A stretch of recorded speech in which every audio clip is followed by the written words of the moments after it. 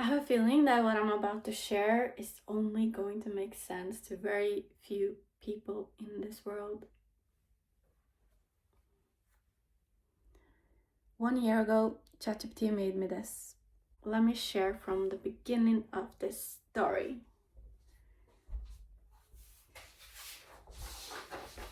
Is this the beginning of the story? I'm not sure, but this is that dress I was talking about, the popcorn dress.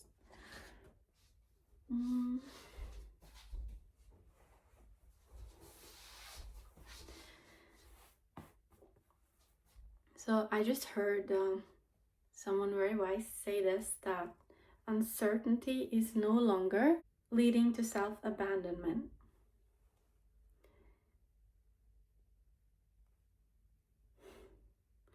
It's true that it's easy to abandon yourself in order to chase certainty, pursue certainty. You know what's worse than uncertainty? Yes, you do. It's self-abandonment.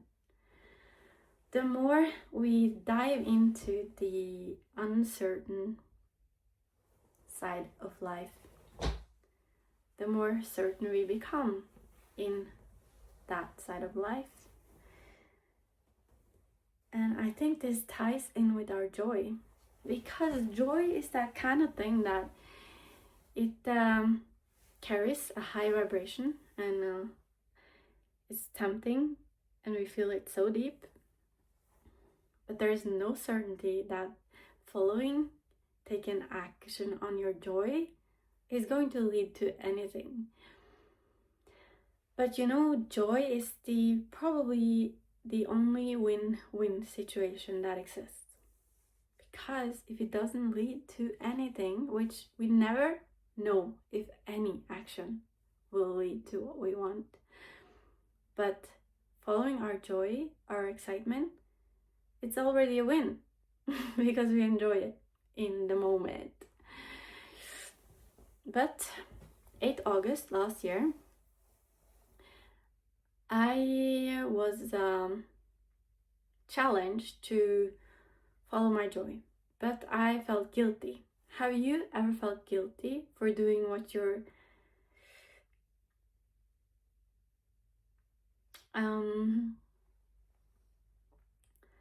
have you ever felt guilty for following your own pleasure, for doing what excites you, for choosing yourself? I think it's extremely normal to shut off that part and to try to be logical and certain. So at the very end of my work day at 8th August last year, I decided, okay, now I've done enough to follow my spark. And my spark was something I had been thinking on for a few days, for a few months, for a few days. There is a point to this, I promise. To sum up this entire video in just one sentence for you.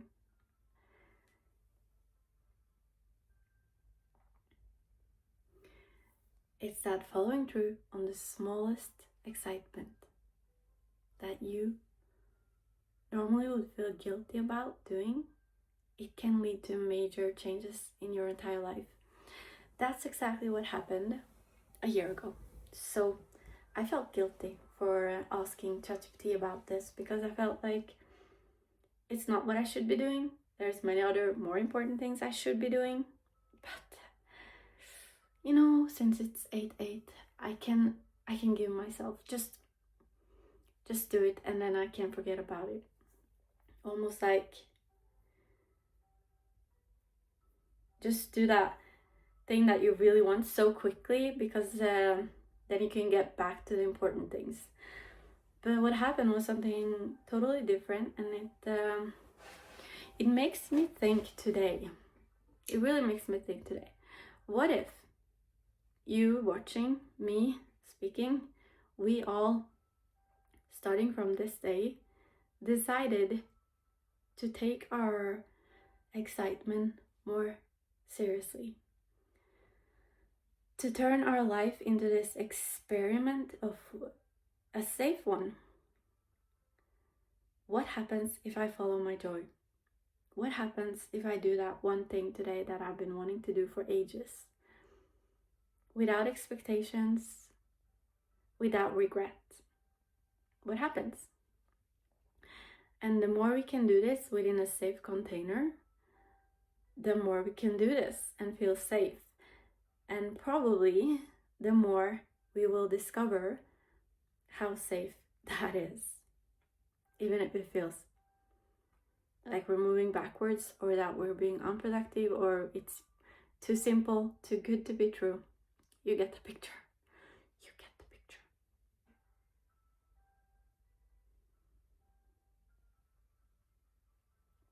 Okay, so what I wanted to share was that magical story from 1 year back.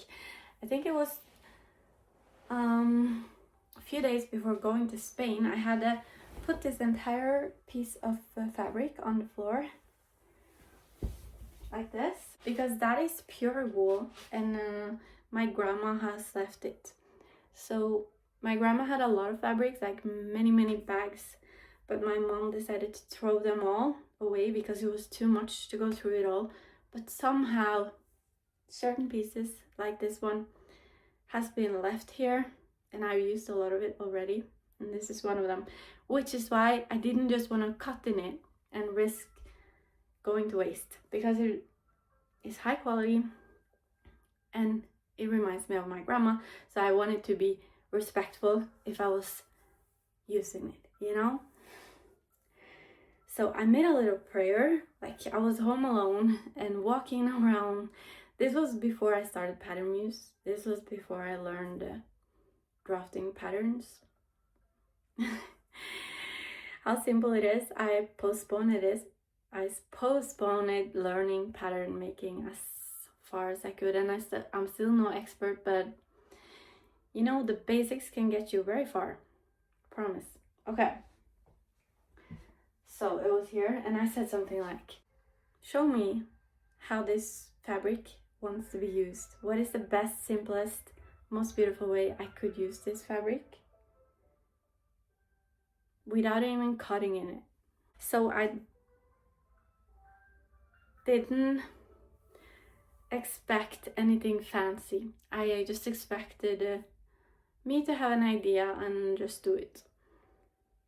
So I asked ChatGPT, you know, I have this pattern I want to make for Pattern Muse, and this was later. So I was going to call this pattern Eden, Eden, and I was going to,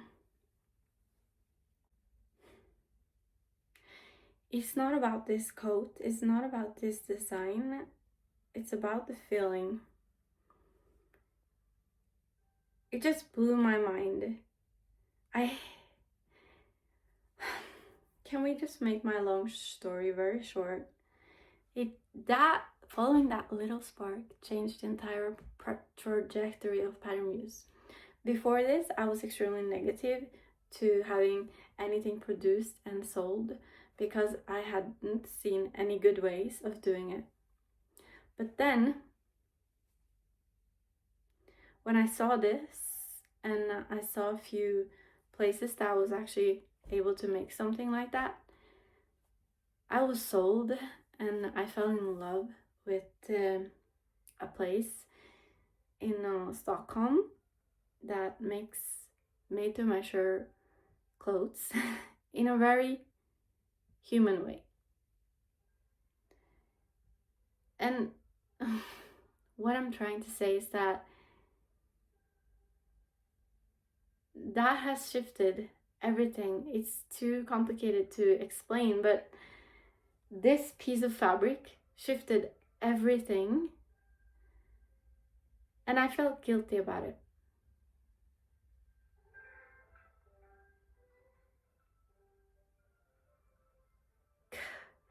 Could we please play each other strong and start being more brave? More childlike, perhaps?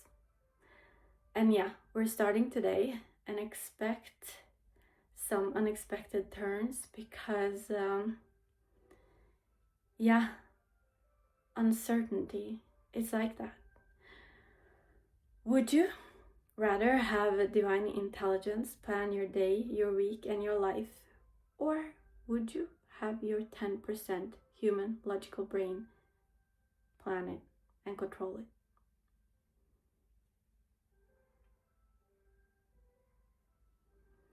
Would you have your schedule made by a quantum GPS or by fear? Control and fear. Would you have your schedule match up? Would you have your schedule match up perfectly with every single soul existing now and that will come, that is still being made? No, the soul is not being made, but I mean the babies. Would you be aligned perfectly with all of them without any effort on your part? I'm feeling more and more sure that joy is the recipe to that. And that's scary, that's uncertain, and that is not abandoning ourselves anymore. That is being brave enough to stay with ourselves when everything says run, when your head is freaking out. Being brave enough to breathe through the panic. The moments like this when we could be distracted and brush it off as if we're nothing special in this universe.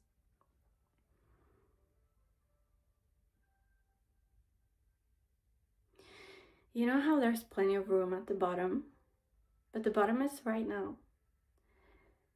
So there's no need to stress, there's no need to worry, but there's a lot of need to appreciate and respect the time, resources, and energy that's being given to us, and to spend that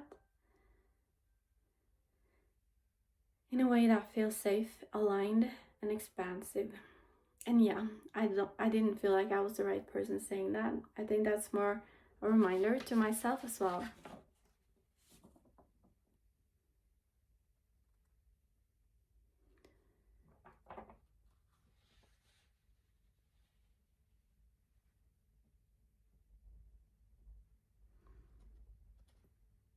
That it matters.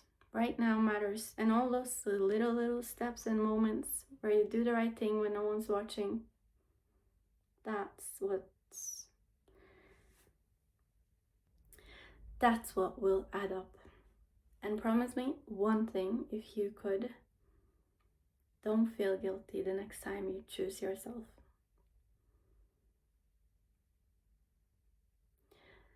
Don't feel guilty the next time you choose not to abandon yourself.